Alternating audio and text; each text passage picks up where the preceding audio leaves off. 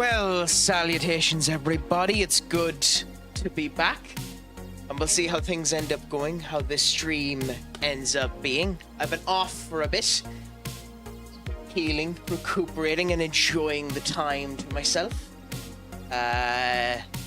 Getting the crack to be 90 and enjoying everything that comes with all of that. But it's time for me to come back. It's time for the crack to enter back into the world of streaming and enjoy time with all of you wonderful individuals again, should anyone actually turn up upon my return.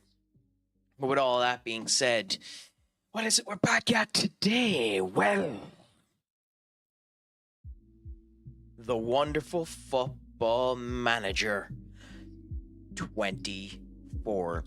We need to enjoy these moments of Football Manager 24 because there is a significant chance that they won't be long for the world. As we all know, come November, Football Manager 2026 will be come into place, and depending on how that ends up going, that will probably be one of the games that ends up being showcased the most. Now, what are we back with? We're back with the final season with Real Madrid. Dejected or not, we will finish this season. Last season, we completed absolutely everything but the Spanish Cup. We won the Champions League. We won the Spanish First Division. We won the Spanish Super Cup. All of this is true. But we failed at the final hurdle. We failed at attempting to get greatness in our names. We failed to win everything. And leaving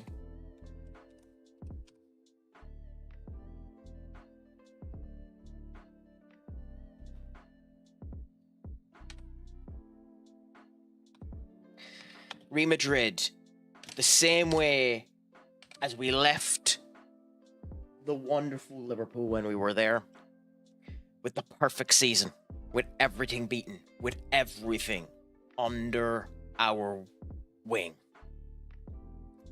And we're going to do it now. We're going to do it this time. We're going to combat it all and win. We have our tactic ready. We have our team ready to go. We have a couple of preseason games to see how things are going. We have youth ready to play with us. We have signed some greatness. We have some greatness coming through that have seen before the final season for a couple of people, but we will see what ends up happening. Will we do any more signings depending on how this preseason goes? Potentially. Will we end up just enjoying the crack and seeing how it all goes? Even more so. But we will go through and see how the crack stands. Linus, my friend, it has been some time. What's a crack-a-lackin' with you? Is it all going good? Is it all going sweet? Is it all going spicy? How has your time been going since the last time I was live with you, my friend? Has there been any news at you? Is it all going good? You've joined as we go into the first pre-season game with Real Madrid and see how it all ends up coming together.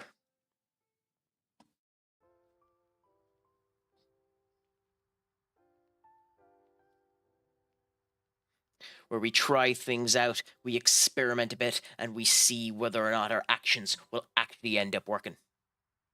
It wasn't that my hand was broken, so I'll tell you exactly what ended up happening. I had a nerve compressed in this particular section of my arm there. I compressed it about a year ago in a deadlift that I did. And what basically ended up meaning was for that period of time, I had numbness going from the tip of this finger down to about there in my arm, which was sound. I didn't mind that too much. But it didn't impact my strength, and it didn't impact my griptability or anything of that effect. So because of that, I didn't have much worry about it. it's suddenly there 2.5 weeks ago, 3 weeks ago. I couldn't even, and you can even see it now when I do this, I couldn't even hold a piece of paper like that. It, like, you'd easily be able to rip it off of me. It's still not 100% back, but it's closer. So we decompressed it, and now we're on the mend. And it has been the reason why I haven't been streaming the last wee bit. But with all that being said, I'm happy to be back. I'm happy to enjoy the crack with you fine individuals. And it's a pleasure to end up having the good fun. So the thing about it is it's getting better, which is the brilliant thing about it. But we won't know 100% whether or not it has hit the better stage for about a year. Which is the one annoying aspect of it that we won't know for a year whether or not it's 100% fixed, because unfortunately nerves recover at a demonstrably slow rate. But with that being said, we won't worry about it, and we'll continue on, and we'll see how the crack ends up going. But until all then, I have the wonderful joy of being able to relax and enjoy the crack with all of you. So, how has life been with you, my friend, since the last time we have discussed? Have you gotten up to anything exciting or spicy or anything of that description, if you don't mind me asking? And feel free to turn around and say, "Crack, shut the F up. I don't want to give any information about myself." Because that is a perfectly adequate response. You might notice that I am attempting, now that I'm back, to be a new, more mature crack, to be a new, more dedicated person to the streaming and content creation space, and stop the diarrhea of the mouth and constipation of the brain that leads to, how to say this, flowery, because I used to know the word, profanity, that's it. But that's a pleasure to hear, Linus. It's an absolute pleasure to hear that it's all going good for you.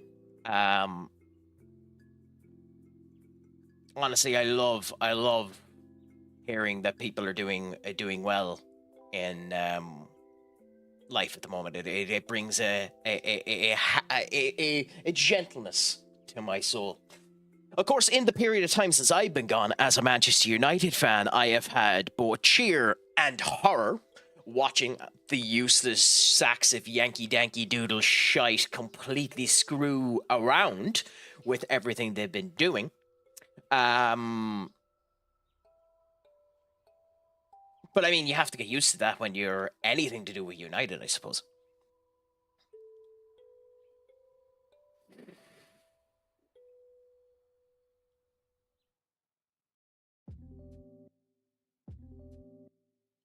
Put you there.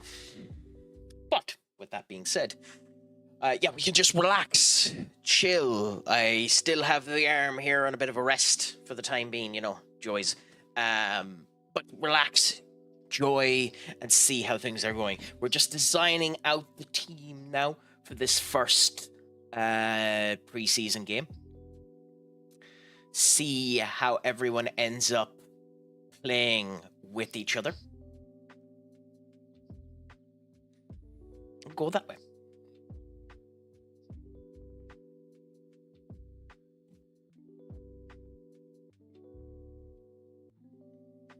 Yes. Now, the thing that I find really funny about that game is that obviously there will always be the caveat that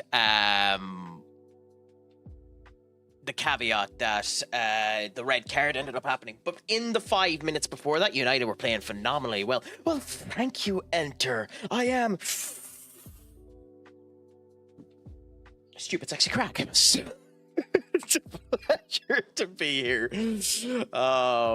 How's life treating you, my friend? Have you ATBs tonight or anything like that? Or what are you getting up to yourself? Will you be streaming?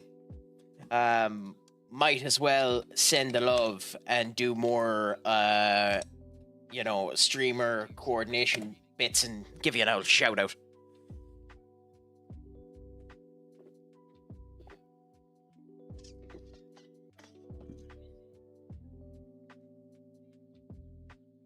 How unfortunate. We end up going for a clip of Enter, and we end up getting a voice note of Kurt.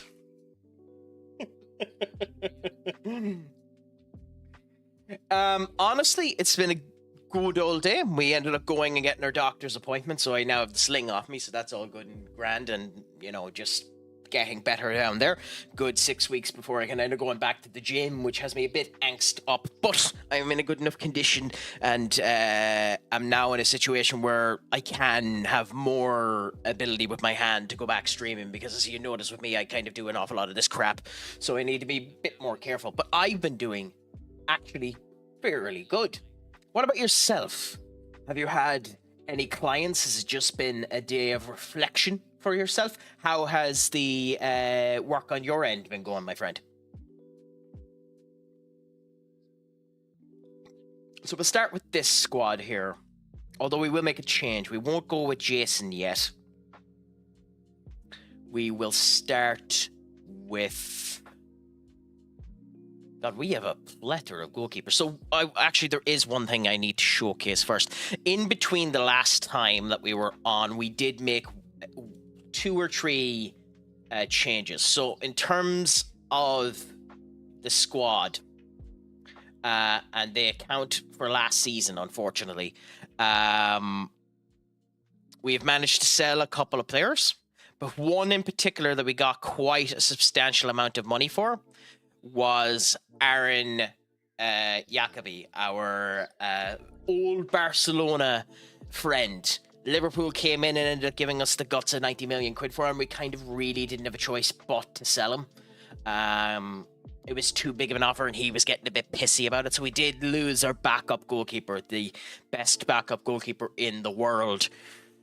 So we have a couple of youths going in to replace him. So that could be an interesting thing to see how things are going. But we should hopefully be able to go through this and have ourselves set up grand. We have a fairly strong team in every aspect now. They're very used of our structure and the way that we end up playing. So hopefully we can continue on that way and see how it is. So let's get into this first preseason game versus an Asian team of some description. I believe we're in Korea, so I haven't a clue who Suwon are. But get ready to watch a complete and utter annihilation.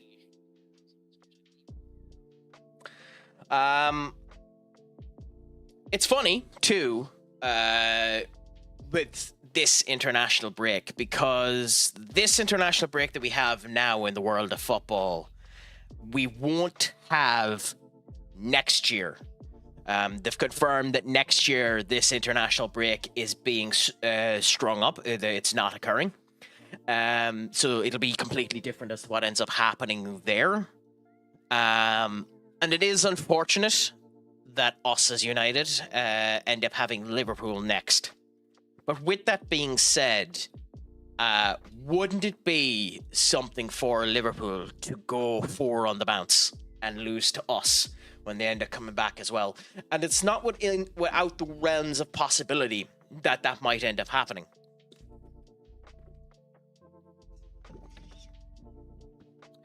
And listening to a couple bits of... because I didn't actually get to watch any of the games last week that were occurring. I ended up watching some of the highlights afterwards and listened to some of the punditry. It was interesting hearing Wayne Rooney talk, especially when it came down to the Liverpool game, because Rooney had the gumption that most pundits wouldn't end up having and called out Salah for walking around and not doing enough, which gives him more credence, gives him more credibility in my eyes. Because I think that I mentioned that last season, that I thought the Liverpool squad that won the league because of Salah. He played so good that he hid any potential cracks. And I thought even with the 400 million that this could be the year where not that they will fall down, but it could be that expenditure and the whole lot could be a reason why they don't win the league, if you believe me as much. I think one of the big things with Liverpool that people haven't stated enough, and there hasn't been enough about with them, is the fact that Trent Alexander-Arnold very, very obviously held quite a prominent position in Liverpool's leadership hierarchy within that club. And the fact that the rest of them seem to be leading their way out. Like, Robinson would have been a leader in there, and you can see it every time he comes onto the pitch. He definitely ends up giving a bit more stability to the team. But I think that's one of Liverpool's big problems at the moment. Ironically, in a team that's full to the brim of potential leaders, I don't think they have any leaders, which is very, very interesting to me. Senior Benny, my friend, what's a crack-a-lacking with you? Is it all going good? Is it all going grand? Is it all going saucy? What are you getting up to yourself today? Are you still in work? Are you finished? Are you just perusing the interwebs to enjoy the crack and enjoy Sir Crack? What's a crack-a-lacking with you, my friend? I'm just ranting and raving here. I can absolve the pain of watching West Ham play this weekend by watching West Ham women play this weekend. I don't know much about the West Ham women. I know, and I don't watch them, unfortunately, but I know the United women are in a significantly better position than the men are. They actually are a competent club in Europe and the whole lot. But how are the West Ham women's team? Are they any good? We are as bad as men. That's unfortunate. I mean, the one good thing with West Ham men is, even if he doesn't last long, and I don't actually think he's going to last long, Nuno Espirito Santo will kick them into gear a bit, which is the good thing about it. So we'll see what ends up happening there. He is a bit of a magician of getting something out of nothing. Not as much as the man you probably should have went for, Sean Dyche. But he's a bit of a miracle worker like that. So at least your men's team have that to look forward to. But it's unfortunate to hear that the women's team is doing that bad at the moment. So you're almost guaranteed to be a demoted side, is what you're saying, Benny, with the current record you have. I'm almost positive that it was this transfer window where the record was broken for a woman's sale. I think someone got sold for 1.6 million or something like that. I know Alexa Rousseau for 500,000 was the record there 2 years ago. It's not that I don't want to watch women's football. It's that I very rarely watch football anyways. And I just haven't the time, as unfortunate as it is. And punditry in general has just gotten so much worse in the last year, which is why I liked what Wayne Rooney was doing. I mean, only 12th is regulation, and West Ham have been 10th for the last 4 seasons. The last time West Ham women had over like 30 points, Matt Beard was the manager, and Jack Sullivan was the sporting director. That sounds like it was bloody almost 10 years ago. I don't know much about the history, but I've heard of them before, but I haven't heard of them in a long, long time. Do I have to set to the full match? What the hell is going on here? I do have it set to full match. Tit. I was wondering what the hell was going on. This was an abnormally long half for pre-season friendly. Penalty! Who's going to take it? Guller. Yeah. But yeah. Yes. Yeah. You see, it's interesting talking about areas that need investment in football, because obviously West Ham would want to put an investment within the women in order to ensure that they're good. But there's other areas as well, like for us at the moment with United, we're going through the incredible cluster that is our academy at the moment. So even though, and I'd argue this with anyone, United currently have some of the best academy players in the world, and I would argue that with anyone. Now, whether or not they'll develop into anything is an entirely different kettle of fish. But we have some of the best academy players in the world. In order to improve the academy, United have gone about it in the most obtuse way the arseholes could do it. So, last year, they built, to be fair to Owl Sir Jimmy Boy, they built a training facility specifically for the women. And built that into the way, gave the women their own particular location, their own area. Fantastic to end up having.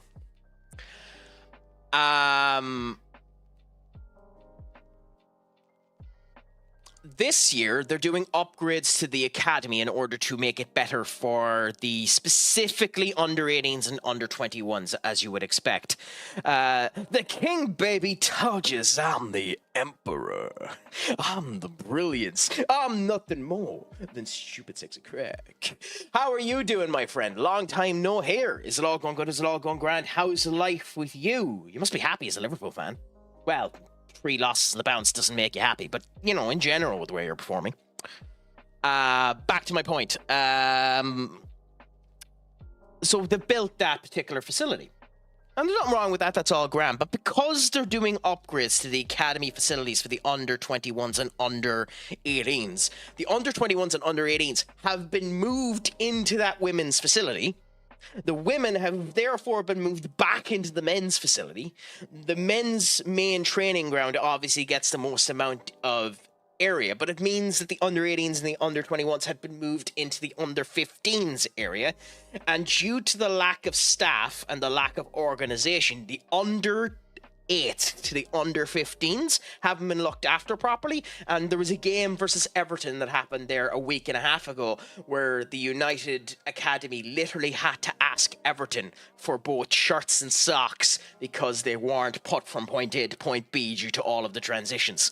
So that's the unfortunate thing about, you know, funding and cooperation and, you know, all of that crap.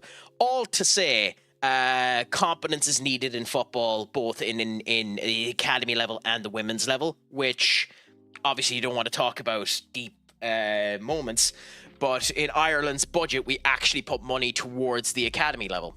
Anyway, I'll be back in 1 second.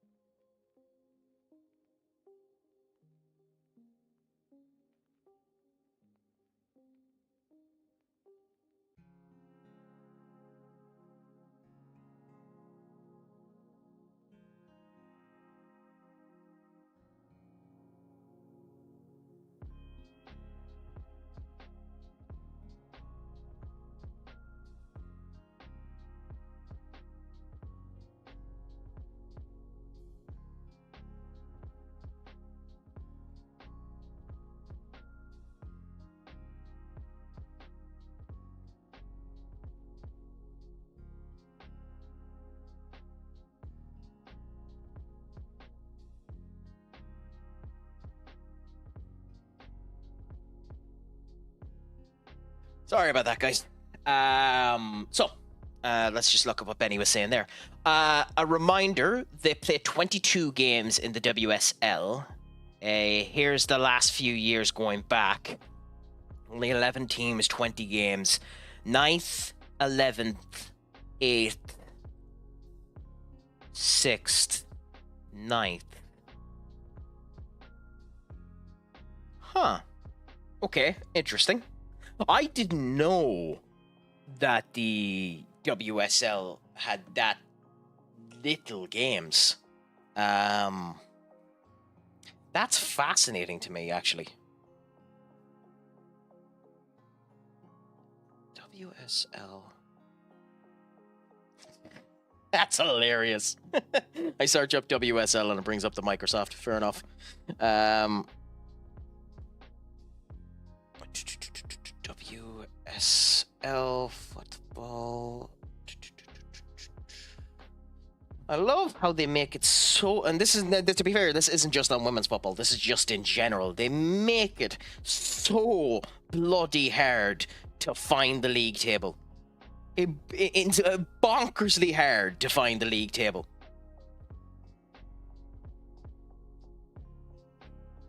I do love how the London City Lions are one of the teams in the Premier League as well. Yeah, 12 teams there. It's still sponsored by Barclays, that makes sense. Okay, show me the fucking table, Christ. Sorry. So Chelsea on top. Yeah, I knew that. Chelsea have been doing phenomenally well. United there. West Ham 5 for 5, 14 goal average. 16 goals scored against them, 2 in there. Yeah, Liverpool are down below as well. That's bonkers. Wow.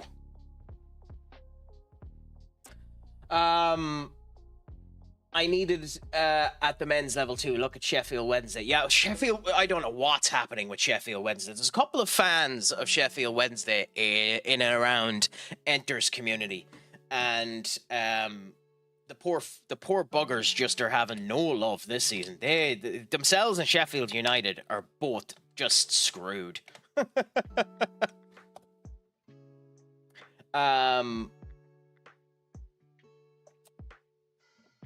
But yeah, we need to make some changes now.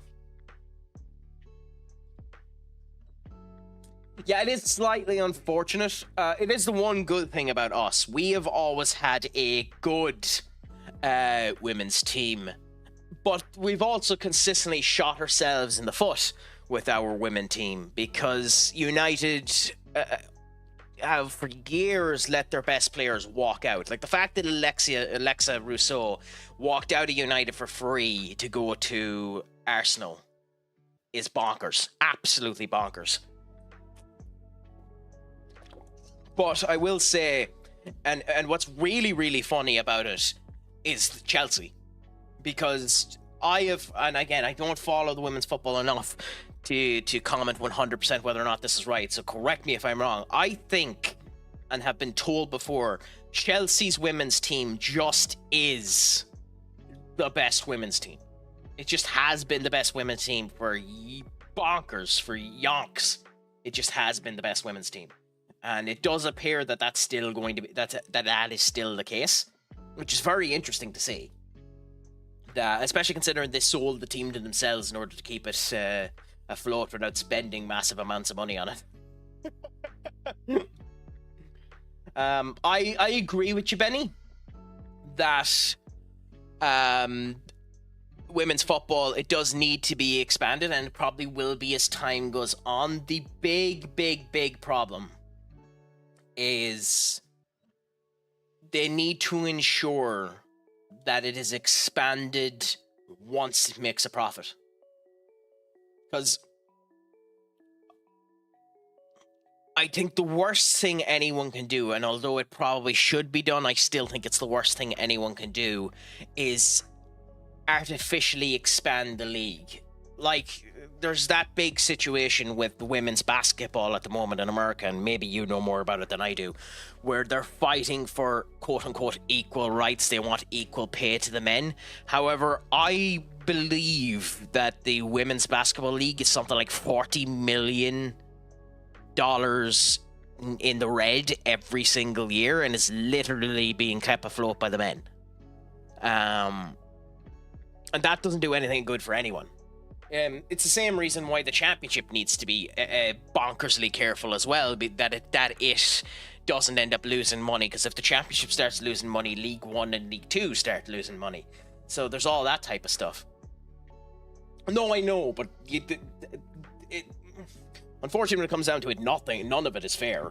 I think the actual sport where it appears to be the fairest is tennis, and even at that, it's still off. Darts as well, maybe, but darts is just weird.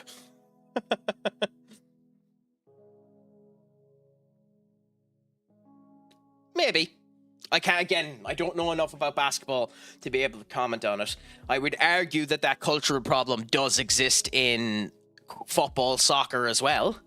However, for your version of football as well, the women's, depending on which women's league you want to talk to, your American football women's version is one of the most, what word can I use that isn't complete arseholish? It's one of the most titillating experiences you can end up having. I can't remember the name of that league. I think you know the one I'm on about, Benny, but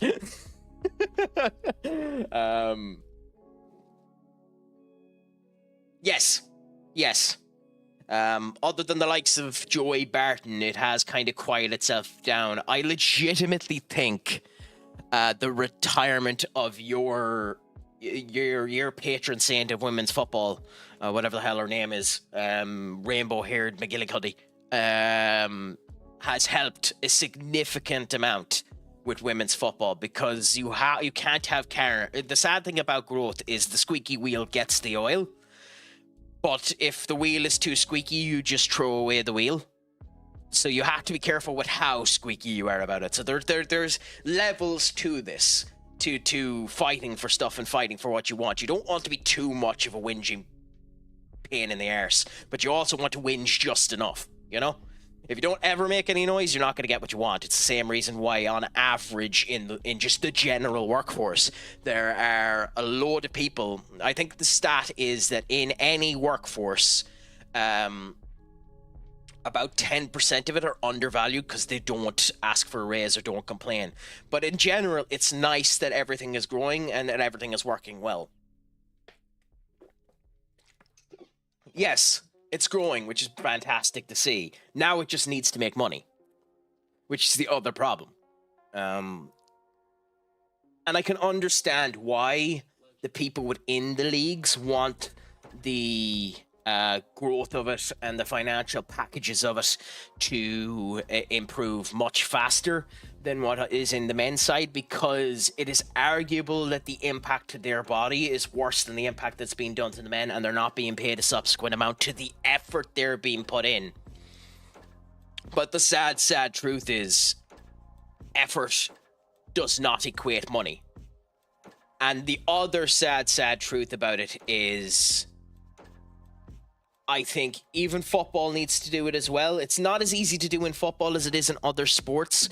But the prime example I make for it is Ronda Rousey versus Cyborg in the UFC is still to this day one of the most lucratively financial successes in UFC history, because Ronda Rousey was a brazen good guy. Cyborg looked like the unkillable death. Two of them had a personality that brought up the world and made people really interested in it. I do think footballers need to do a bit more about putting a bit of edge to them. Like, Haaland never needs to speak a goddamn word for you to know he's the most confident, cocky bastard in the world. And then when you do see him on social media, he completely deflates that image of him. But that's just the way he holds himself and the character he brings across himself while on the pitch. Everyone knew Patrick Vieira was a leader. Everyone knew Roy Keane was an asshole. Everyone knew Gary Neville was a sheep. You know? I think you don't need to do interviews and you don't need to do, the league of their own or shit like that. But I do think footballers need to, especially in the women's side of themselves, promote themselves a bit more to get people actually enthralled. Do that type of shit. Go on to Graham Norton Show or those type of things just to promote yourself. You are your currency in the world of entertainment, even in sports entertainment, which is what this ultimately is. I know people don't like that phrase because it's a wrestling phrase, but I think you know what I mean. So we'll see what ends up happening. At the end of the day, it's just a pleasure that there is growth within it. And hopefully now the kind of swing towards more right-orientated politics worldwide doesn't affect women's sport or sport in general. That was one of the things I was mentioning there. Ireland's budget came out at a horribly unpopular budget, but at the very least 3.5 million quid is being put towards the FAI in order to improve upon academy level equipment and facilities and all that. A bottle of piss in the grand scheme of things of what is needed, but you know, still.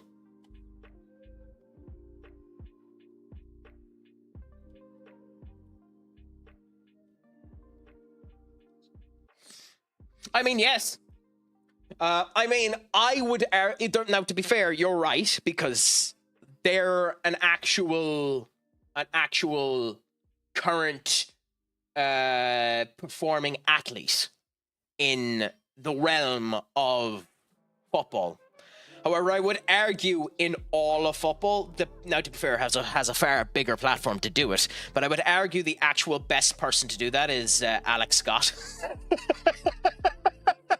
There isn't anyone who doesn't know who Alex Scott is if you're into football, but it's a pundit, so it's a different kettle of fish. But you are probably right. And to be fair, it helps that she's a good goalkeeper. Which is, without being too much of an asshole, Todges, is a hard thing in women's football. It's a hard thing in men's football as well. But the defenders are better in men's football. Yeah. Duck, it is a pleasure to have you back in, my friend. What's a crack-a-lacking with you? Is it all going good? Is it all going grand? Is it all going spicy? How is the life treating you? It's a pleasure to have you in, my friend.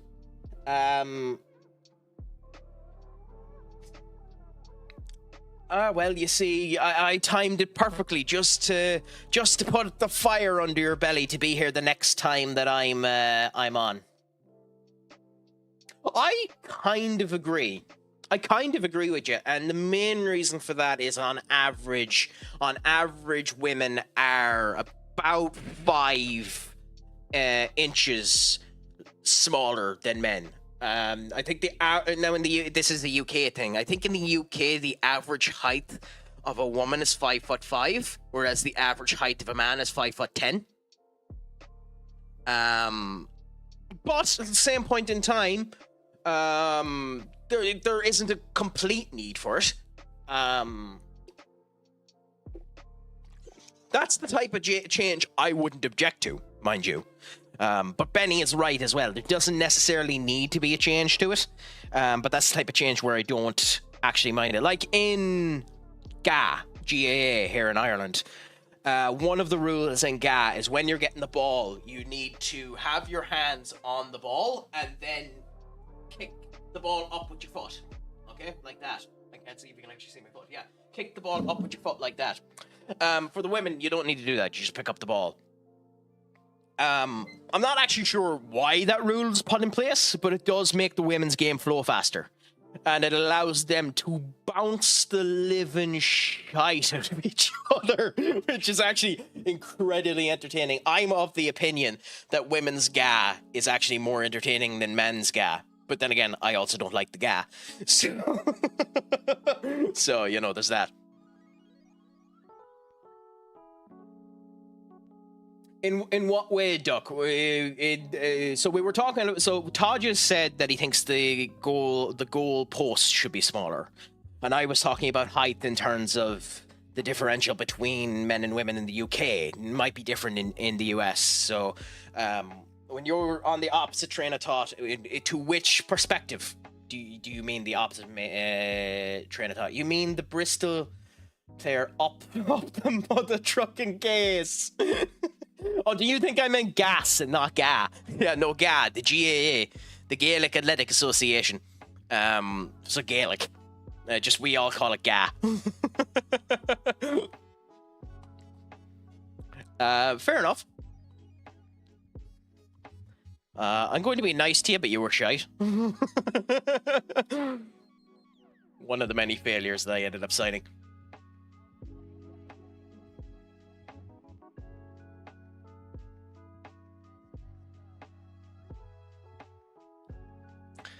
More women will start playing football, given the game is growing, and they've shown they can sell out stadiums for bigger events. Let these generations that grow up playing the game and becoming generational talents like we've never seen before, and the game will elevate itself.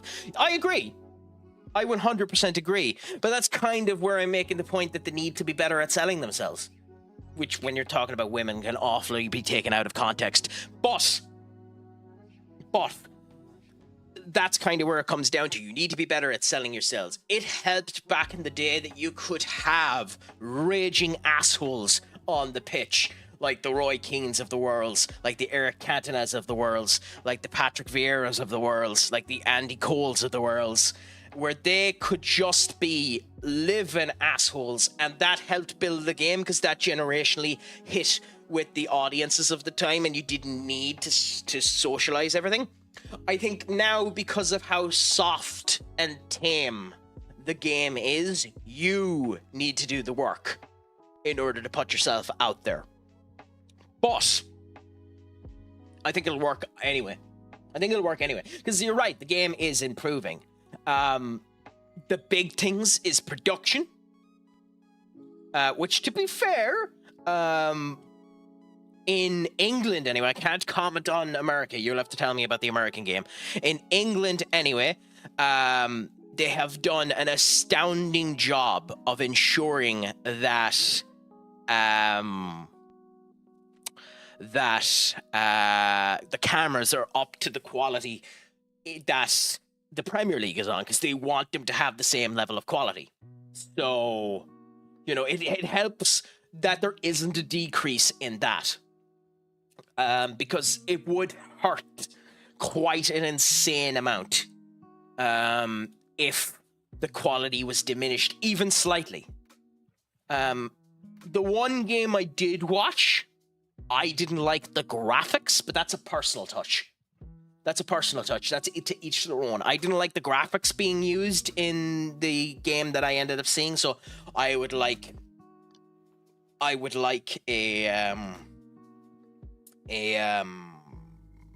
relook at that myself. But at the end of the day, that's bouncing off of quibbles. Well, thank you so much, Duck. I'm glad to be on. I just have to be careful not to be too energetic. That's my one thing. I have to be careful not to swing the arms around too much. And I almost didn't go live today because the energy was a bit flat. But it's great having people on, being able to have the conversation, and getting back to, and I've updated it. So. Ta-da!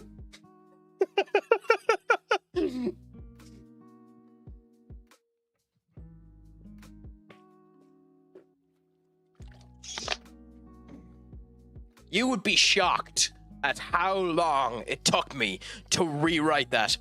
And there's a fucking spelling mistake. Christ.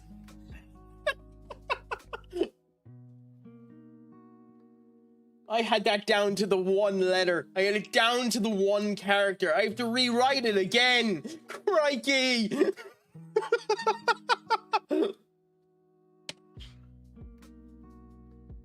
It's Portugal, not Portugal.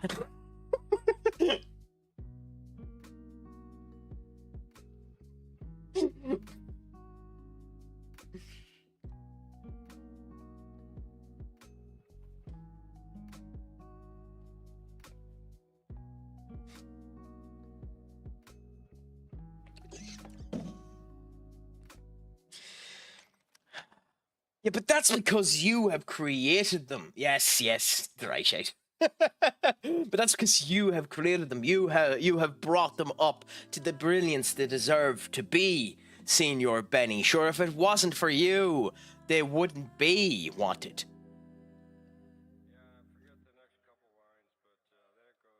Take it as a praise of your abilities more than anything else. Take it as an indictment on your incredible growth and coaching abilities.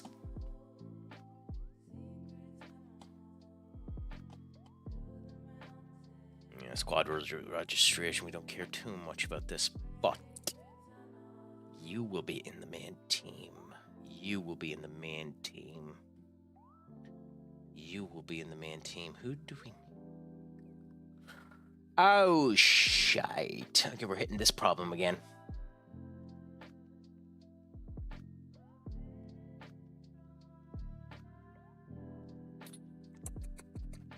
We are now at the point where we have too many players that are old.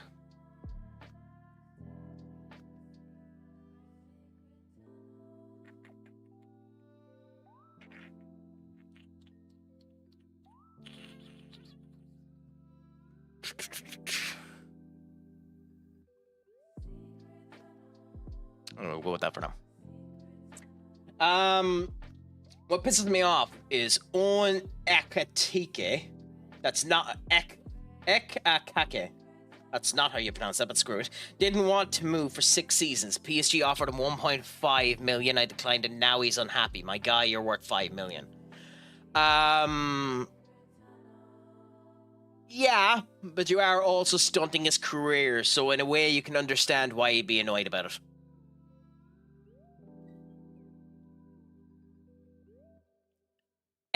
Ekakia. Ekaikia. Ekaikia. That's what I'll call him. Ekaikia. Duck, you can ask me anything. Just remember, you shall be judged maliciously upon it. But before you do so, just remember, anything you asked will be reminded on its perfect meaning. Like, we now know that it's Ekaikia. We now know, considering I searched it up there, that WSL actually ends up meaning Windows Subsystem for Linux. Okay, I didn't realize that before. It doesn't mean the Women's Sports League. Doesn't mean that at all. It means the Windows system for Linux. And of course, the number one thing to remember is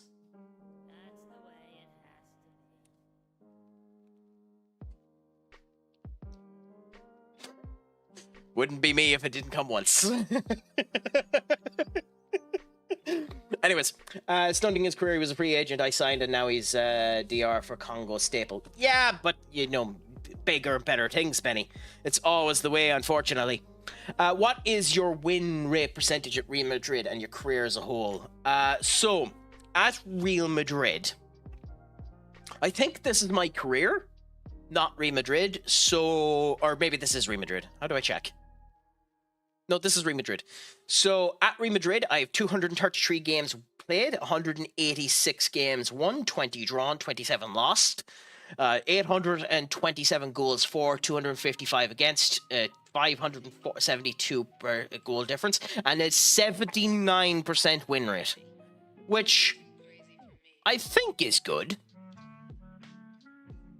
I have a higher win rate than Julian Nagelsmann, and he's considered one of the best in the world.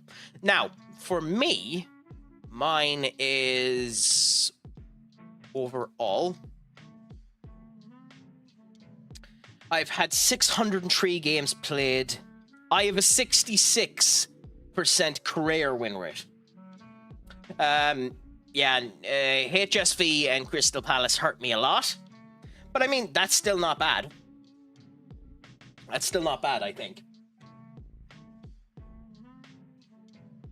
Although, yeah, I forgot that I spent 142 million on Bernard Stellar. He has not been worth it, to be honest. But hey, he's still a linchpin.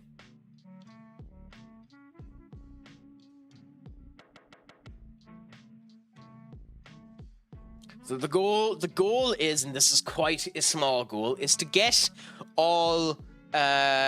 this season done and have a win with everything within it, and hopefully get this done before FM 26 comes out. But we shall see. Anyways, is that the information that you wanted, Senior Ducker? Is there anything else you want me to check whilst we're in the parlance phase between our first and second game? Oh, Savinho might finally be leaving Crystal Palace since we got him.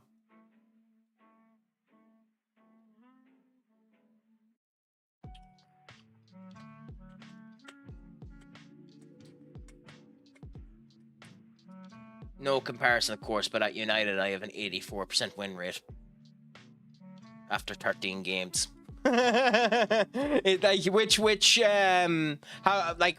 long have you been with United? Is this starting from scratch with United, like the United that they are now? Because I am deeply of the opinion that United are, and to be fair, I've been saying this for a year, but I am deeply as a fan too, so I'm biased as fuck. But I am of the opinion United are not near as bad as the stats indicate that we are. Like I've thought for years that Mason Mount is a player if he can stay fit.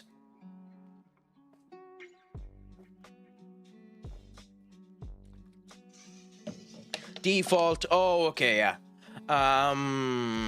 Then yes. Ironically, I actually think they're better before this summer signings. Weirdly enough, Lindelof is a very good bench warmer, and that's one of the weird things about it. Christian Eriksen is a very good bench warmer. Lindelof is a very good bench warmer. And I can't remember who else we lost, but Brian and Mbeumo and Cunha are odd in this game in that they have massive potential, but they tend to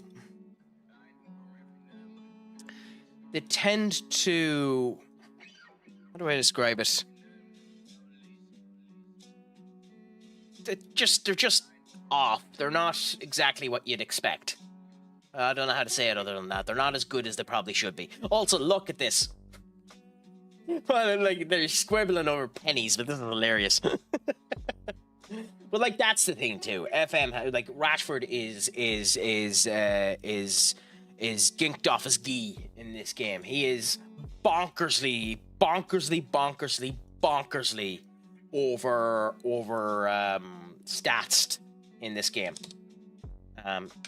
Is he a coach in this?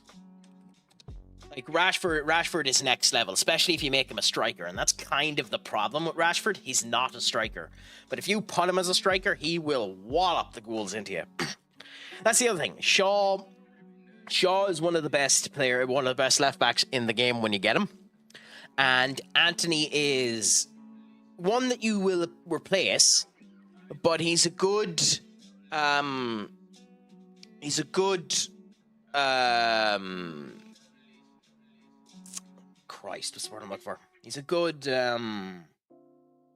squad player. He's good until you get someone else. Now, the big problem with that United squad, especially as it is the first thing you actually should do if you don't give an actual crap about reality, is the first thing you should do is you bring back Jadon Sancho when you actually play Jadon Sancho, because Jadon Sancho is also rocked off his gi bag in the beginning of this game. Sancho is surprisingly, well, not really. At the time he was still a good player, but he is a very, very good player in FM24. I am curious when FM26 comes out how they're affected. Now, I'm also probably is trying to get through balls. Then Rasmus Højlund must be busted.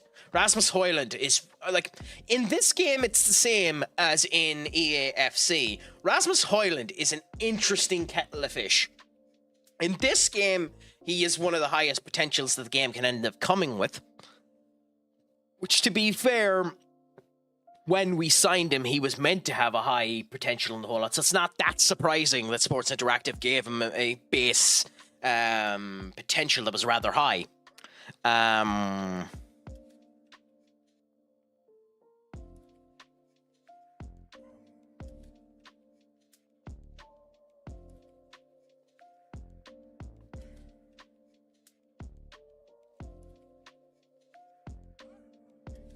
But the more surprising thing to me is I done a boo-boo, Duck. I done a boo-boo. Okay? I done something that you're going to think less of me for.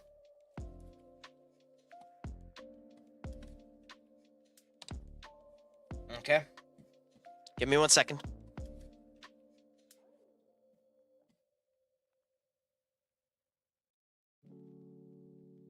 You're going to think less of me for this, but I done it, and I will live with the consequences of what I have done. I shan't apologize, but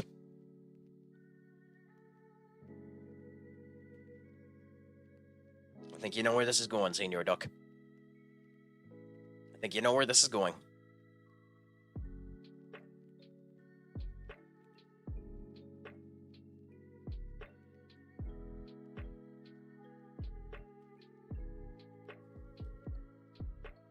Yes.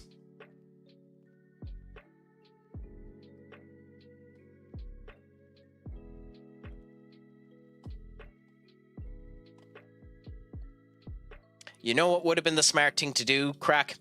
Actually include the name of the game. That would have been the smart thing to do, Senior Crack.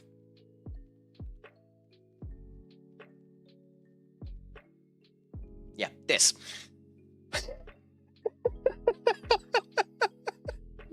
You know, if I was an intelligent person, I would have done that to begin with. But intelligence is not thy name. But yes, I have done that. I have done the unthinkable. I have done the disgraceful. I have done that. And the really funny thing about that is, even though his stats are crap in that game because he's a 79 rated, Rasmus Højlund is a surprising addition to that game because he's so quick at what he does. His movement and his patterns are so quick and so well to go into that he actually makes himself be one of the better strikers because he can run in behind everything. And especially if you're playing on authentic mode where everything is a hell of a lot slower, it is bonkersly useful to have someone who goes like that. I mean, I agree with you. I'm not going to lie with you at all. In fact, EAFC 26 is not a good game. But with that being said, they're bonkersly fun to play. Like, even though they're bad, and they are actually fun to play. But I don't think you unless you're in clubs and playing with people like that, which is one of the reasons why I like Enter, because he actually has a good community about that type of stuff. And to be fair to him, is building a good situation there. Please do look at Enter AI.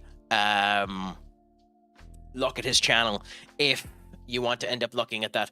But they are fun to play every now and again. But if you're not doing those type of multiplayer stuff and you need to avoid Ultimate Team's microtransaction heavy ability to it, it's nice to do it every now and again, but just don't get wrapped into that. It's very fun. I wouldn't buy it every year, but every 5 years they have enough change in the game where it's actually not that bad. Like, there's a good bit changed in FC 26 compared to FC 22, which is the one I had before that. And you, like, Benny, joking about it as much as it has, watched me play it a couple of times in the Discord where I just went live last week and played it. And there was actually a bit of crack in it. Now, he didn't pay much attention because he was listening to my majestic voice. But he can lie and say that it didn't look at least entertaining.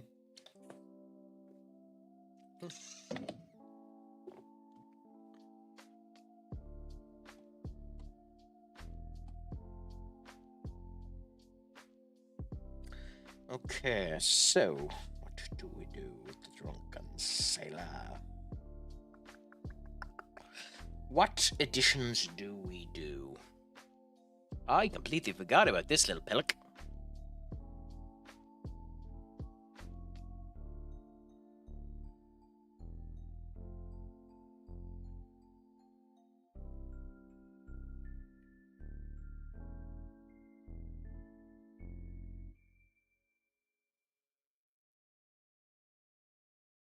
I don't usually have myself on mute. I will say today I had it on, and a couple of times I had left the room.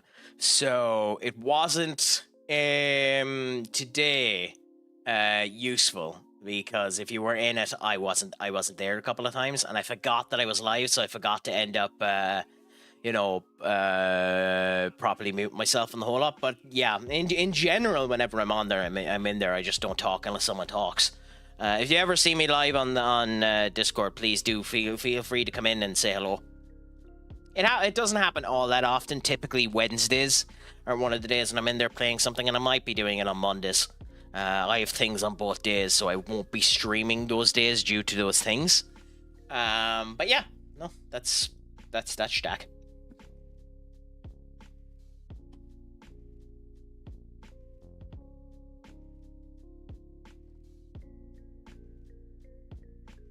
I mean, to be fair, I am going against Shoal. Like, I am going against the Korean side. It's not exactly that likely that this won't be a shit game. I know you're joking, by the way, and you're on about your particular save, but yeah. I mean, Spurs aren't a bad team. And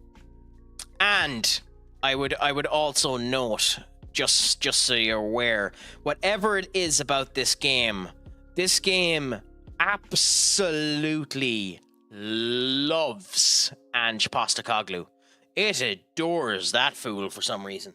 I can't tell you why at all, but it adores Ange Postecoglou.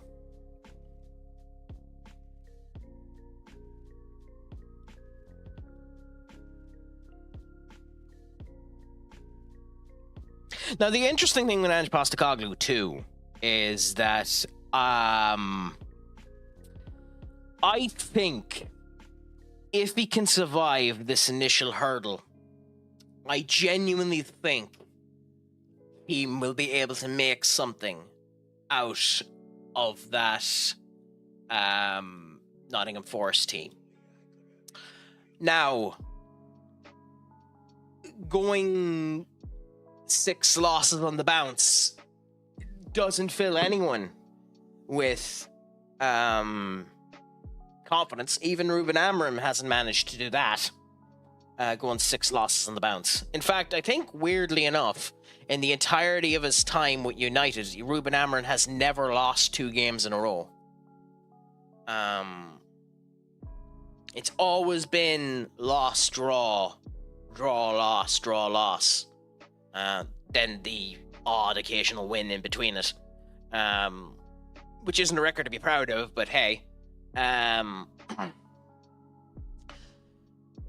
But as Simon Jordan was saying, in Europe there where they played against Seville, and I know it doesn't mean much, but they did look good in that first half. So for 45 minutes there was something. You could see the sparks come into something. Now, is that enough? In my opinion, no. But you know, someone that has been getting the absolute crap whipped out of him for years now, who genuinely might be showcasing himself to be not just a competent manager, but an actual proficient one. I'll give you 2 guesses, Duck, before I mention him. He's in the championship. There's your first clue. And then I'll give you 2 more clues if you need it, and then you'll definitely figure it out. Adam, my friend, what's a crack-a-lackin' with you? One of the greats, the former Traction, aka Adam. It's a pleasure to have you. How is the crack treating you? Is it all going good? Is it all going grand? Is it all going saucy? Give you a shout out there for the good old times. What's the crack with you, my friend?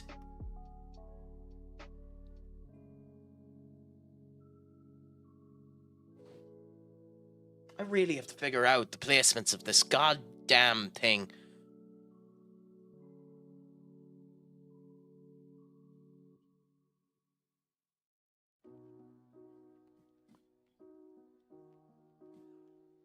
Ooh, you've got some decent stories. You'll have to peruse us with a couple of your stories, Adam. Not too bad, thanks, buddy. Hope all is going well with you. I'm back after a bit of a break. Back in with Football Manager. Currently, currently losing this game, but we have time. We can fix these matters. We can hopefully end up getting a victory out of this travesty, but it should all be good. My second clue to you, Duck, is that a current Premier League side has hired him twice. And then the final clue, I'll basically tell you who it is. But yeah, no. Are you looking forward to 26 now, Adam? And what do you think your first save is going to be when 26 ends up coming out? Okay, so we were on about managers, and I was saying how Ange Postecoglou, although 7 on the bounce in losses, I think will actually get something out of that Nottingham Forest team. But then I was stating how I actually think there's a manager who is being slept on at the moment and has gotten his ass royally kicked a couple of times, who's genuinely looking like he's morphing into a decent manager, who I think will end up being recognized better than most will end up assuming in the next couple of years. He's a championship manager and he's doing a phenomenal job. The hints that I have given thus far are I can't even remember what the first hint I gave him was, but the second hint is he has managed a current Premier League side twice. It might be the cockroach manager. It depends on which cockroach you're on about. But if it's the cockroach I think you're thinking of, then yes. I suppose the 2.5 hint I'll end up giving you, Duck, is he's the worst of a particular set of tree, and that'll burn a couple of people.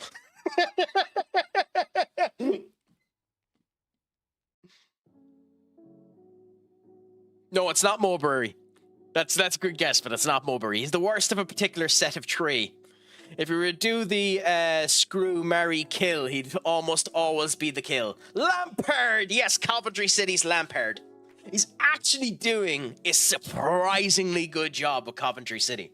He has them scoring goals out the wazoo, playing expansive, good football. They're not conceding that many goals, and it's looking like, I know it's early days of the championship, but it's looking like they're a shoe-in to end up getting first place in the championship. So he's probably going to end up having a promotion amongst his keys. So in general, he might actually be good. Yeah, no, he's not worse than Rooney. I don't actually think Rooney was that bad. I think Rooney screwed himself more than anything else. I think Ruby's time in Derby showed that Rooney could have been something. He just managed to shoot himself in the foot, going 4 times into horrible situations. Now, with that being said, the big problem, the big exclamation mark on Rooney that puts down his time being shite is DC United. But as Benny and probably Adam will end up telling us, DC is a cluster of its own creation, and it mightn't have been Rooney's fault that DC was that bad. There's the other one.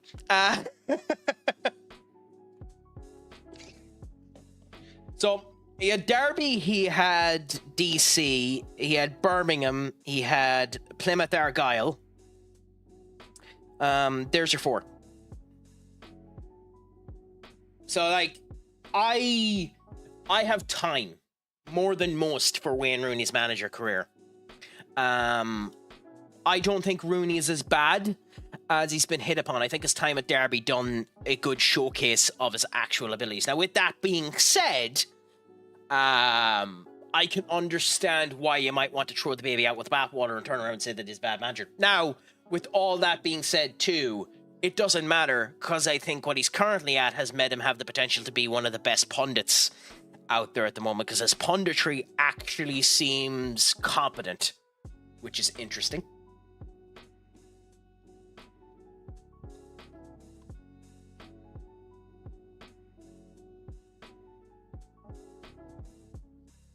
But yeah, Frank Lampard with Coventry is doing a surprisingly good job, so we'll see what ends up happening there. Who knows? Might he get the third attempt at Chelsea when Enzo Maresca ultimately ends up failing? Now I know I really like this Chelsea side. I still think Robert Sanchez is a massive problem for them, and they badly need a striker. I really like João Pedro, but maybe the hype is fading off of that particular diamond. But they badly need a replacement for Robert Sanchez. I'm sorry, Robert Sanchez is not a good goalkeeper. Look, I know people like him, but Robert Sanchez just is not a good goalkeeper. I know that's pot calling the kettle black as a United fan, but like, I seriously think they need a new goalkeeper.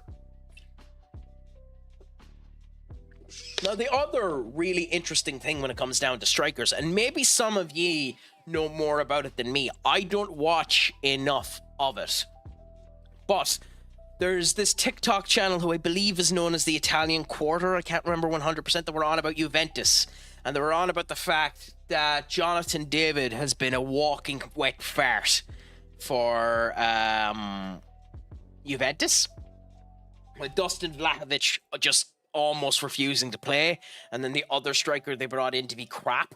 So I think Juventus are going to be going on the market for a striker fairly bloody soon. So I think Chelsea might be within the problem of they might have let the iron cool a wee bit too much, and we'll have another fight trying to get an actual striker. The other thing too is, and the Premier League has a nasty habit of killing the bird before it has landed. Arsenal might be too, if Gyökeres continues to quote unquote underperform. I'm of the opinion Gyökeres hasn't underperformed, but at the same point in time, he hasn't exactly performed. So, we'll see. Yeah, you've mentioned this one to me before, Benny, so it's interesting. Yeah, hiring your own consultant after spending quite a significant amount of money on him to become it is very, very funny. Pep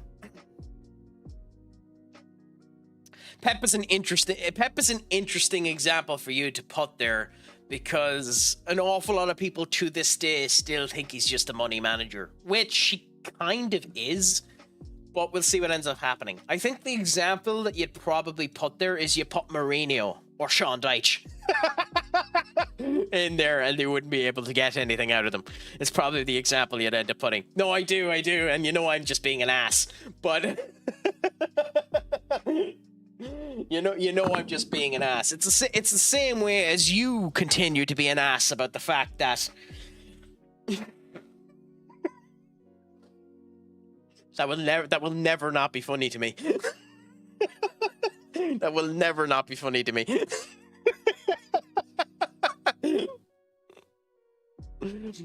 Which, the MLS means mine's Lewis Skelly, or the manipulating at a detail just to make a point? Yes, yeah, that. Now, to be fair, mine wasn't actually, mine was just being a complete and utter arsehole. For the butt of a joke. That was me teeing you up for a Miles Lewis Skelly joke. And to be fair, you hit the fucker out of the park. So so, you know, it worked.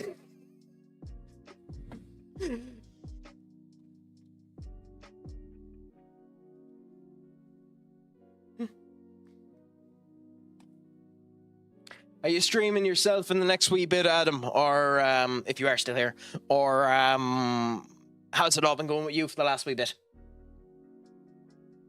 It's almost as bad as another type of person, but I can DM you that. Great, no bother. Anytime, my door's always open.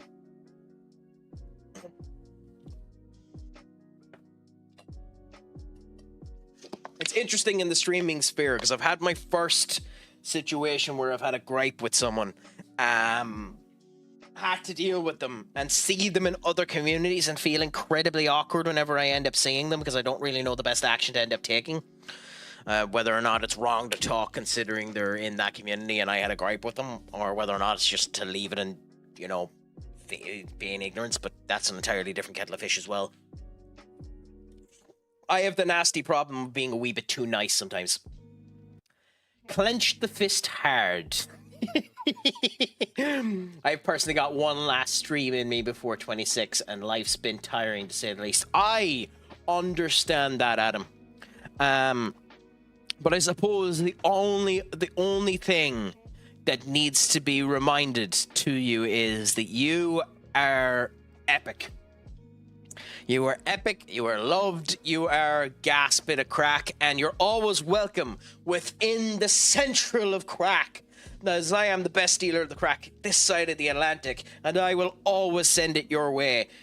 When the times are glim and all is sad, just remember you make the crack smile. Which, to be honest, should be a national crime, because my smile cracks a mirror. My smile churns milk. My smile managed to end up making a 9.1 earthquake on the Japanese Isles. I might be going a bit too far. But you're loved, my friend. And in all the difficult times, just remember, this too shall pass. All is good. And I look forward to the FM26 streams to see what the crack is like.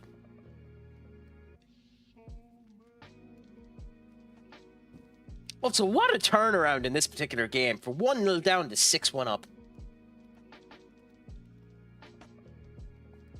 Yeah, I'm trying to be better about that.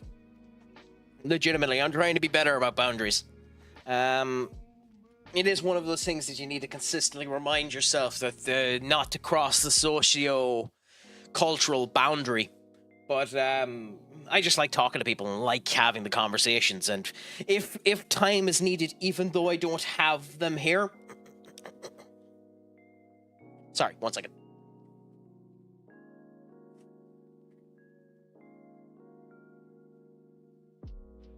Oh, that hurt.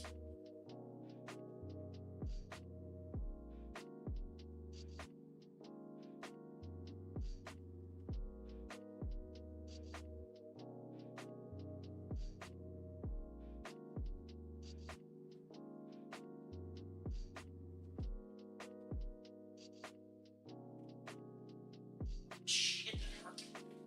I never want not to fulfill the bit. Dr. Crack is always ready for the call. That was not worth the paper. Fuck it!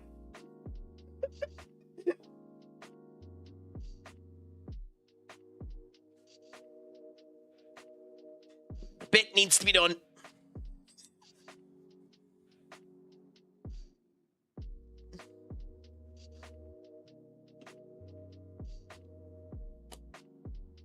Comic has never won if he doesn't do the bit. Oh god, I look so fat.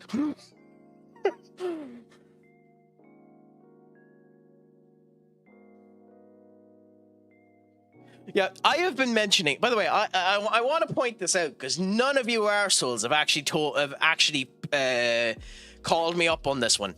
I was in. Oh crap! I can't even remember the stream I was in. I was in. Shite. I was in the live now. No, unfortunately they're not. Give me a second to see if I can find them. Yeah, I was in the Boy Plays stream the other day. And I mentioned, and I've been mentioning it here for a while, that the one thing I'm worried about in FM26, and I'll get to your rant in a second, Benny, when I read it. I mentioned that in FM26, that I'm worried because the rumor was that in FM25 they were removing international football. And they were removing online. Now, I've mentioned this a couple of times on this particular stream, that both of them were being removed, and that I just wanted the confirmation that both of them were back or not being back, or that the online was on. Now, what they pointed out to me was that the online rumor that was being removed was the draft mode of online and not the network save bit of online. So my dopey ass has been here thinking that the network save aspect would be gone and I wouldn't be able to continue to try and do a streamers league like we were doing before. And none of you assholes pointed out the fact that I was wrong.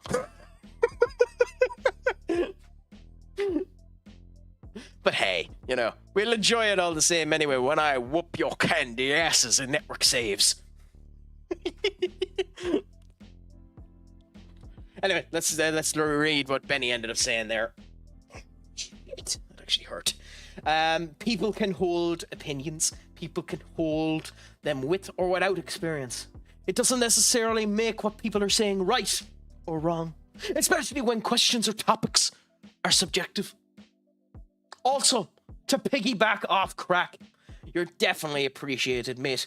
You need anything, you reach out, even if it's just to listen to someone. To get it off your chest, of course, because the best thing to remember is we are all here for you. And when you say something that ends up pissing us off, we won't do anything bad. We won't end up being mean. All we will do is tell you to...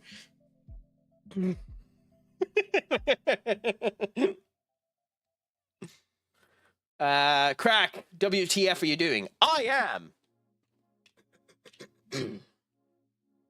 I'm not getting the jacket or the tie. You can fuck off. I am being Dr. Crack again.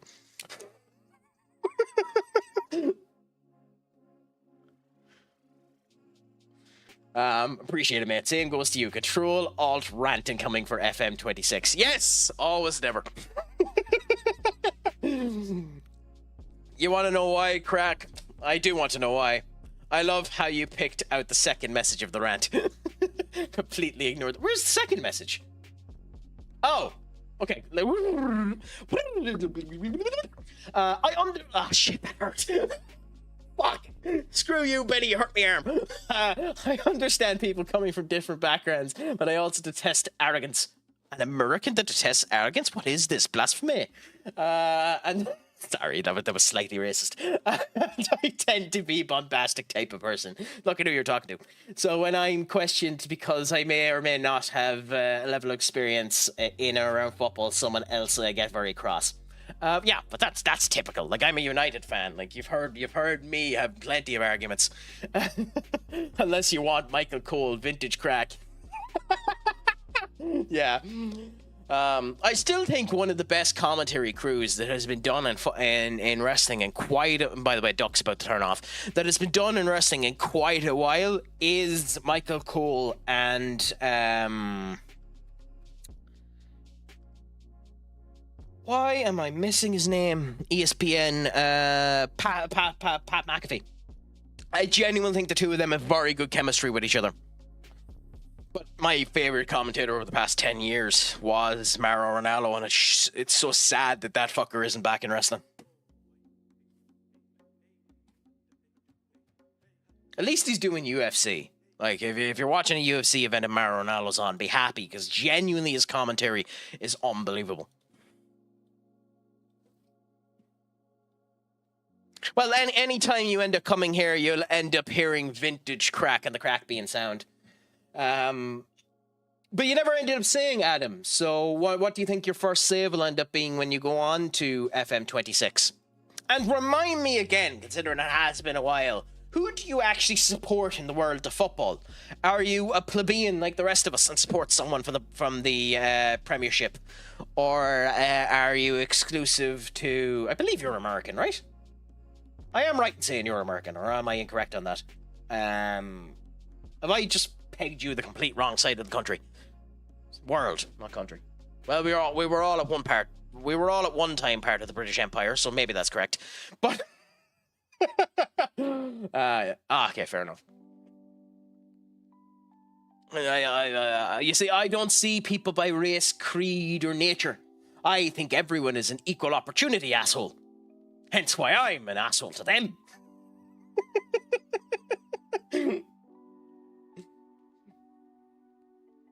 I'm not a Pat McAfee whatever fan, but him and Cole are very entertaining. It's because he brings out Cole's actual fun side. Now, to be fair, Wade Barrett does it as well. Wade Barrett and Cole are very, very good with each other. But Booker T and Wade Barrett are also very, very good. I like the commentary team WWE has at the moment. I need to find out what's causing that, but hey, that's a future cracks problem. Give us 1 second. Just need to check 1 or 2 things here. Cool. You want to know why at least I didn't say anything about you being wrong about the network save? Because let's be honest, so much bullshit has been said about FM26 and what is or isn't going to be in the game at this rate. I just turned out, well, to be fair, I am the asshole who turned around and said that I legitimately think Sports Interactive has been closed, so I can't really talk. Although I did say I'd happily eat my words when that was wrong, and I have turned around and said that I'd happily admit when I was wrong. But it did seem like it was going to be closed. Christ knows, my saves are like Christmas shoppings. Last minute, I support United and I support Manchester, and I'm from Manchester, support United. But sure, fair enough. So you're a sad soul like me. What do you think our chances are against Liverpool, Adam? If you don't mind me asking. Also, Ben Riley, my friend, what is a crack-a-lacking with you? Is it all going good? Is it all going grand? Is it all going spicy? Another streamer there, and since I'm handing these out like hotcakes, I might as well do it now. Did I give Adam one? Hold on, did I give Adam a shout-out? Fuck it, we'll give you yours in a minute, Ben, because I'm not sure if I gave Adam a shout-out. So we'll give Adam first.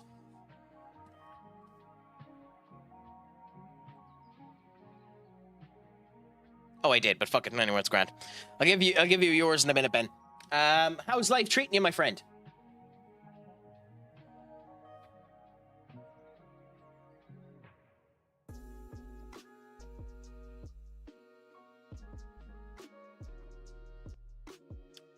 Does American citizenship require you to denounce the citizenship of where you've come from before? Is it like Spain in that regards, or is it completely different? I mean, to be closer to you, Benny, why wouldn't he? I'm not too bad. Ben, just recovering and enjoying the crack. Happy to be streaming again and coming down here. Happy with the result against Sunderland. I would have preferred a good second half. But, you know, you do what you have, and 45 minutes is great to be going wrong. By the way, I will accept the apology that Mount is actually a good player now. I think you were one of the people that I had that argument with last year. I'm only pulling the piss. But, what have you been up to yourself, Ben? Have you been streaming at all? Have you been playing anything? How's the crack been going? Chances of the bus breaking down all the way to the ground. I'm always stupidly confident I take a 1-1. You know, funnily enough, I actually think they're takeable. I actually think they're takeable. They have too many injuries in key positions. The only player performing at all to the level that he needs to be playing with is Dominic Szoboszlai. And depending on what ends up happening, Dominic Szoboszlai mightn't be in the midfield. He might be at right back. If Dominic Szoboszlai is at right back, I think we have a significantly better chance of beating them than if he's not. However, if Dominic Szoboszlai isn't at right back and he's in the midfield, so long as Dominic Szoboszlai is in the midfield, it means that the left-hand side will be Cody Gakpo. Cody Gakpo has been better than Salah on the right-hand side there, but he hasn't been efficient enough in order to do anything. And I don't know what the fuck is happening to Isak, But if they start with Isak, I think we can kill the game. And we only need one goal. If we score first, I think we win. Simple as, if we score first, I think we win. If they score first, I think we lose. I don't think the game is coming with a draw. I think whoever scores first wins that game. Genuinely. I think whoever scores first wins that game. I think it. Because Hugo has been playing significantly better than Isak. Now, be that Isak not having going on strike and not getting match sharpness yet, maybe that's the case. But I'm actually surprisingly confident within it. Now, how do I feel about the way United are playing? That's an entirely different kettle of fish. I liked the way Le Mans was going. I liked that the defence seemed to be somewhat confident in him. The one thing I didn't like is that when Harry Maguire went on, Harry Maguire went to the centre. He has to stop doing that. He has to cement De Ligt in the centre of the park unless you're substituting him. De Ligt should not move from the centre of that defence. I'm sorry, he shouldn't. I know he's not the fastest person there, but Euro isn't big enough yet, and Adrian Heaven isn't ready. So De Ligt should be stuck in the centre of that, and unless De Ligt is coming out, Harry Maguire should be right or left. And Terry Shaw shouldn't play, but we don't really have an option to replace him yet either. So we'll see what ends up happening there. But all four of the defenders seem to be confident in Le Mans. That's what you need. Confidence from the defenders is a maximum point there. And we just need Mbeumo to actually fucking start crossing the ball. So we'll see. I like Sesko, but I don't think we're playing the Sesko strengths. Myself. Correct me if you think that I'm wrong. I'm happy to have a discussion about it. And happy to tell you that you're wrong. Excuse me. But yeah, let me know what you think.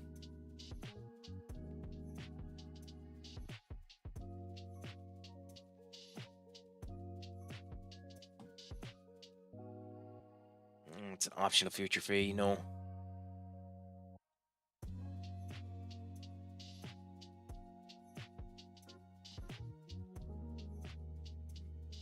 Who are you? I don't mind that deal.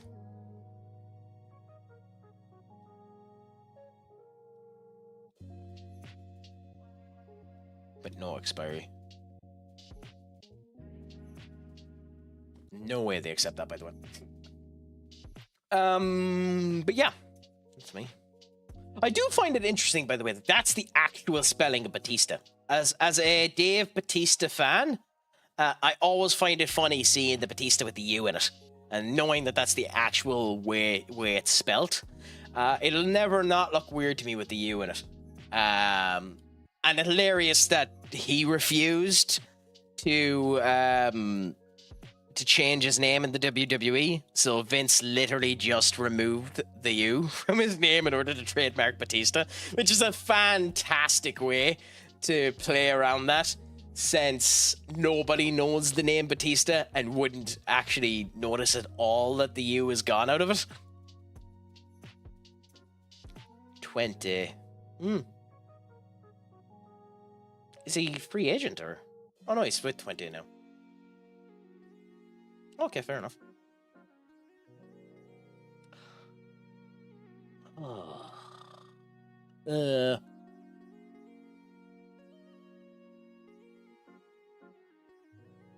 did I try and sell you? Oh no, he's gone. Okay, whatever. I don't know what happened there.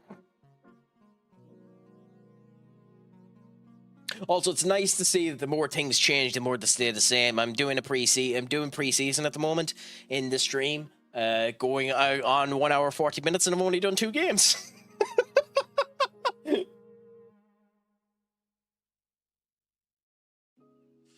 More things change, the more they stay the same.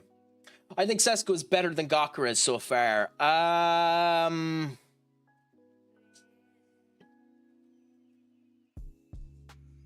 It's hard to say, Ben. It's hard to say. I think... like us, Arsenal aren't playing to Gyökeres's talents.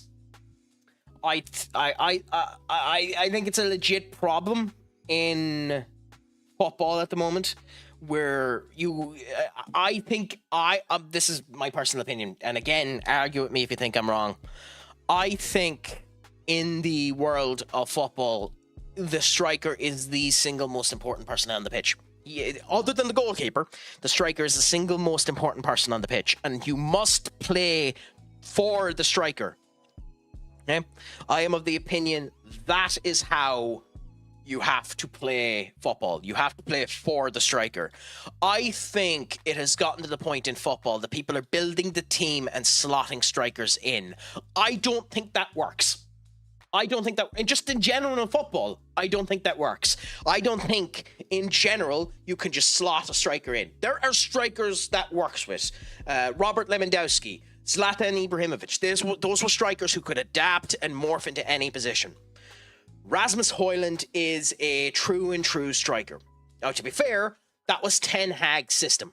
Ten Hag needed a true and true striker, so Rasmus Højlund was that. Sesko is a height man and a direct shot in. You cross to Sesko, so he's an Alex Ferguson striker, ironically enough. I don't think we're playing to the strengths of Sesko, and I don't think Arsenal are playing to the strengths of Gyökeres, but I think the problem is they're building a team where the striker slots in and not a team for the striker. Now, whether that's a good thing or a bad thing is of your own opinion. I actually think that's what's happening to Isak as well, where Liverpool have purchased both Nteke and Isak to slot into the position and give options where they come down to. Now, the two of them are two entirely different strikers, and Nteke suits Liverpool significantly more than Isak. And I think that's the problem. I think at the end of the year, as things stand, all three of Isak, Sesko, and Gyökeres will be deemed flops. If I'm honest. And that's as a United fan. Now, with that being said, I think Amram changed his way of play quite significantly against Sunderland. And nobody has said much about it, funnily enough. They make such a big deal about the system and the whole lot that it's really, really funny, because they didn't mention anything about the fact that he changed the entire structure of how he played against Sunderland. We had significantly more long balls than we normally end up doing from the men's, which mightn't be a bad thing. Like, that's the way Alex Ferguson used to play. I don't want to put the comparison, but it is the way that we used to. We had significantly more long balls. That's a problem in general, because that play style, long balls, don't suit Cunha and don't suit Mbeumo, but that's an entirely different conversation. But those long balls led to more situations where Sesko could be used in the air. It also led to more situations where Sesko could be the true man, which means I think that play style works more if we're bringing Rasmus back, which I actually think we might be. I think we'll ignore that buy option, because no matter if there is a permanent buy option in it, the selling club can always ignore it. So we'll see what ends up happening there. I think they're going to sell Xerxes. I think they're going to try and sell Xerxes in the summer and bring Rasmus back, but we'll see, or not in the summer, in January, but we'll see what ends up happening there. I also am a massive fan of Rasmus, so So maybe I'm being too harsh to the three players, but I am of the opinion at the moment that that's what's going to end up happening. Tell me what you think. Do you think I'm wrong?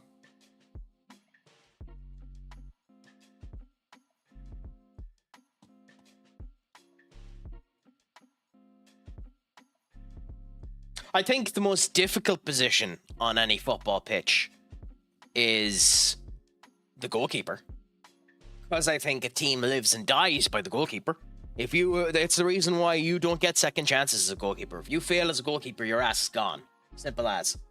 You don't get second chances. If you lose the faith of if you lose the faith of your defense, you're fucked. Simply, you're just screwed. You're done. You're fanata. You're finished. You don't get a second chance once you lose the faith. Unfortunately, as a goalkeeper. So I think it is the most difficult position on the pitch as well.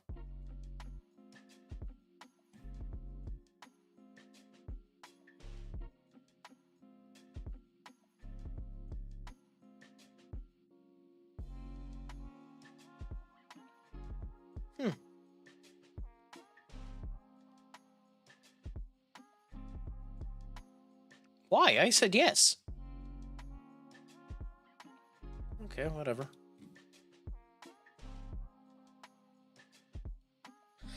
But yeah.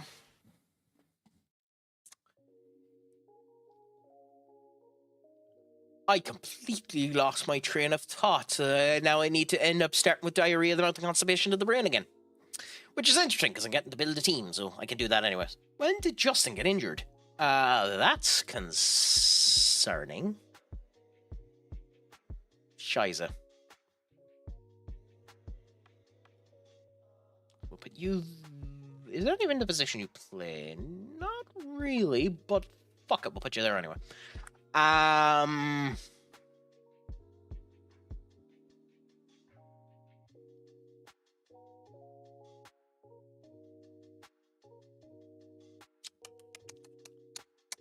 Put Fran there. Mulka got to start the game the last time, so we'll put Alberto there now. We've got Guller as our lead force there. Do we have anyone to replace Oscar with you? But you're not fit, because why the hell would you be? You were meant to have good potential, but you didn't, which is sad.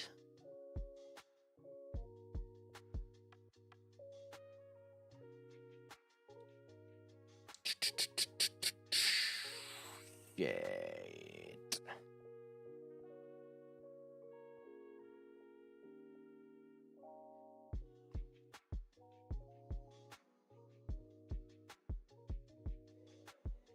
Yeah, you don't play there. We need to train you into a new position, boy.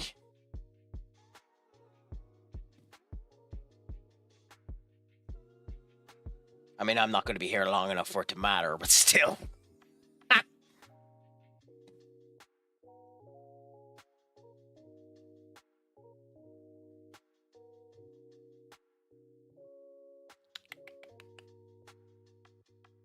You, unfortunately, are injured.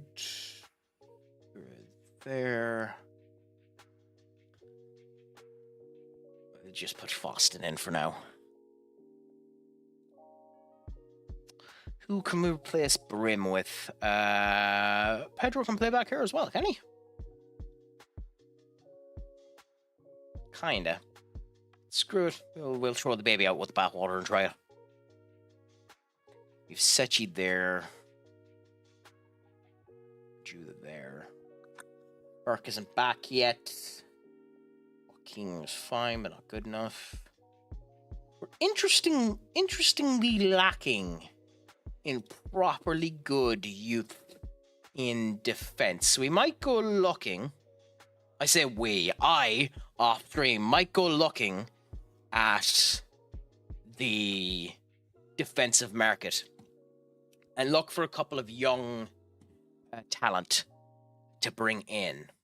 But against Puhyang in our last game in Korea, where I don't know where the choice to tell you where the training camp was, because I didn't see it.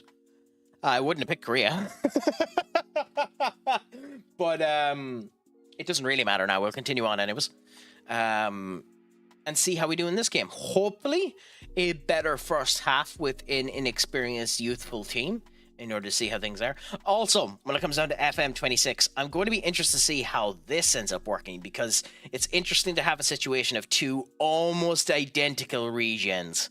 And one of the really funny things I ended up seeing was someone who posted on TikTok an image of all of the regens throughout all of the years, all the way back to the original '06 game, which was Sports Manager, I think, '06, where the regens every single year seem to have gotten progressively worse every single year that they were in it, which I think is absolutely hilarious, if I'm honest.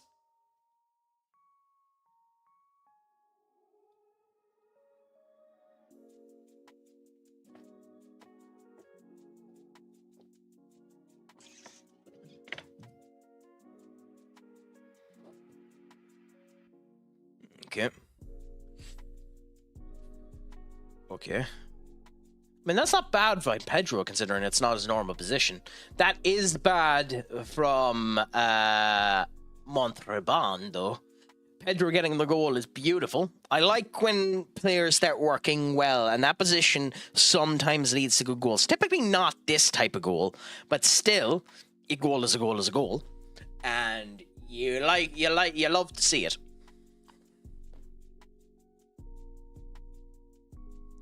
Much of these players here won't be used that much, but it's still nice to see them get the chance, you know?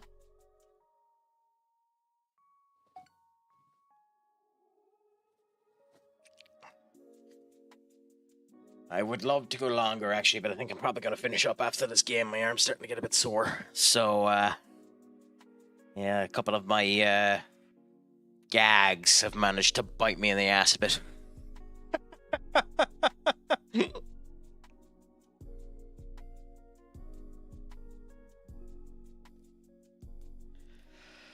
Ooh.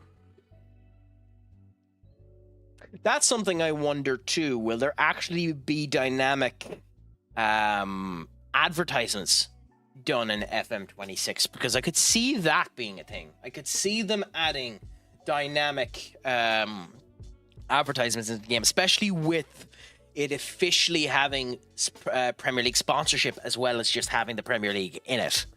I will say the reaction to people seeing EAFC on the first trailer for FM26 was pretty bloody hilarious. People blowing their gasket over the fact that the two games have seen interaction with each other. I will find it funny if the reverse becomes true, because there's a significant chance it could, considering FM is technically now a sponsor of the Premier League. The roles could also be reversed, and throughout the updates of EAFC, in one of the patches, FM might be seen on the teleprompters once it's released. And considering the two games are in direct competition with each other to cannibalize each other, it'll be interesting to see.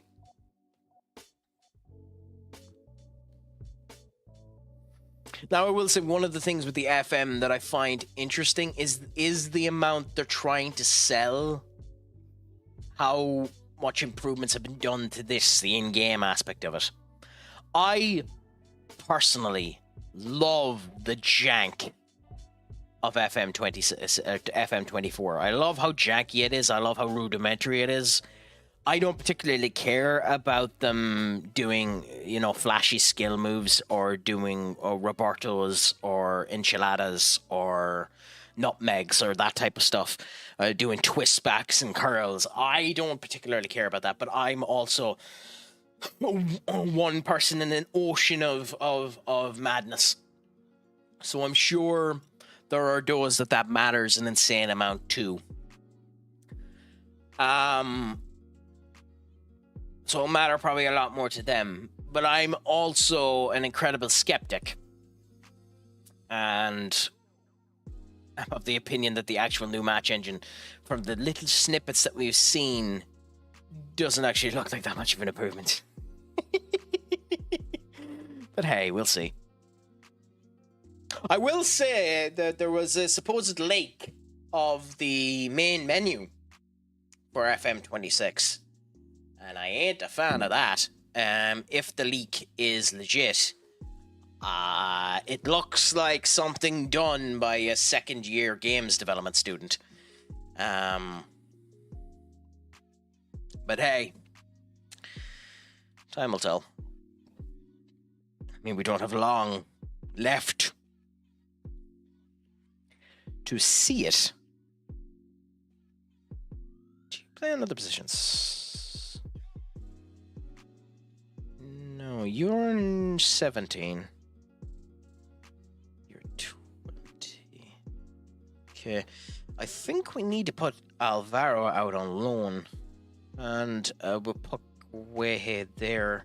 Brim just came on for the injury, so we keep him. Put Ugarte on.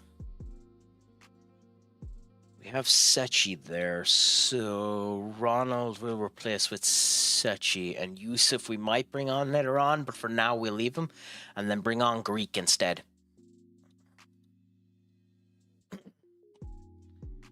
I cannot pronounce that name for crap, and he's from Greece, so that's why I call him Greek.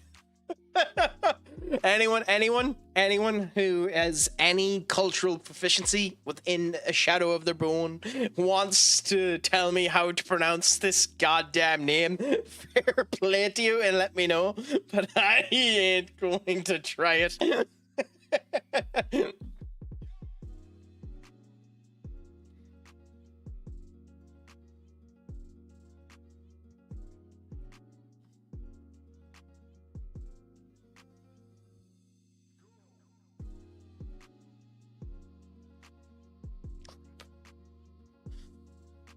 How did Gata get injured?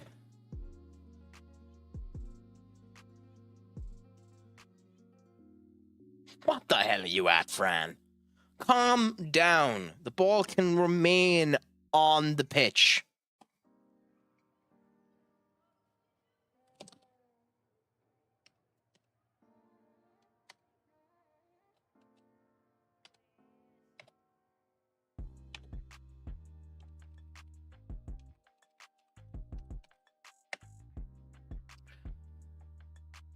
Did I not take Aaron Guller or Fran off the pitch? Weird. How did I make that mistake? I mean, it's lucky for Guller he's after getting a goal out of it, but still. Or did he? Yeah, he got a goal out of it. Also, we'll replace Ugarte now because we don't want him injured. So, Jude for Ugarte. In theory, that should piss him off, considering he's been subbed for a sub, but still.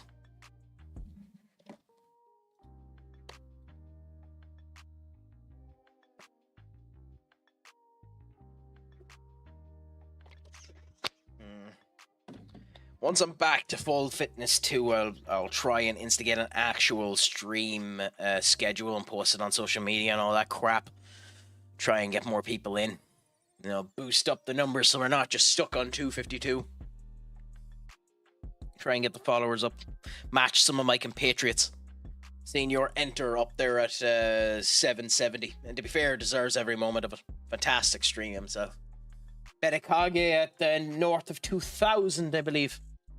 You know, and that's just for his sensual voice.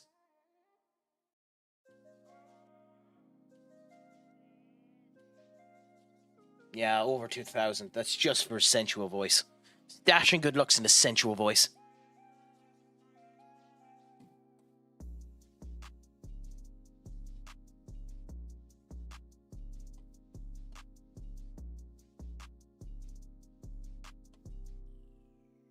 One game I actually would love to end up playing again. I haven't been playing it for the last wee while since the work has been done. This Path of Exile 2, I actually was really enjoying my gameplay of that. There's too much need of the left hand.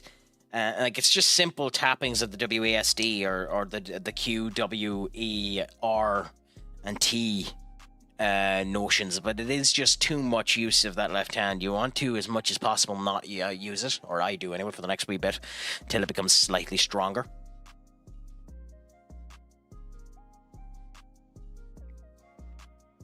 Also, if any of you have any recommendations on playlist additions, I really like this playlist. I love having it on for FM. But there is only a certain segment of it. I'm too lazy to actually extract that out into its own playlist, so it automatically reverts back to what's there. But at the same point in time, if anyone has any recommendations, please do let me know about that as well. QC Hyung. If you are actually a fan of the Korea, which is just completely ironic, this is Benekage on Twitch there. His FM save, which is the longest save that has been stuck for almost 7 seasons in Korea, is doing a current Korean save with Wong Po, I believe is how you pronounce it. I could be completely wrong about that, but genuinely worth a watch. A good bit of crack. But with that being said, I have one more friendly to do. I'll probably do that off stream and then fast forward myself to the first division match against Atletico Madrid. Gimpo, that is correct. It is Gimpo. And fast forward to that game there. It's the first time that I'll do this, but I don't think anyone actually wants to watch that game against Ajax. Unless Amanda was here. But there's a couple of transfer things I'll end up looking to, a couple of players to get sold, bits and bobs like that. But I'll do that, and the next time we come live, we'll start with the Atletico Madrid game. A big game that we end up going with. Should be a bit of crack. I'm not going to promise that tomorrow... What day is tomorrow? Yeah. So typically my Wednesdays were off because of the boxing, but because of the arm I don't have boxing. So I'm not going to promise that I'll be on again tomorrow, but it'll depend on how I feel after working the whole lot, and I have a couple of things I need to do in town that could end up taking away my time. But if it suits, I'll be unusual in the schedule and go live tomorrow. If not, I'll be live again on Thursday. More than likely, it'll be FM due to the simplicity of it and not needing to do too much with the hand. But it has been a bit of crack. For everyone on every other channel, thank you so much for coming in. TikTok, YouTube, Kick.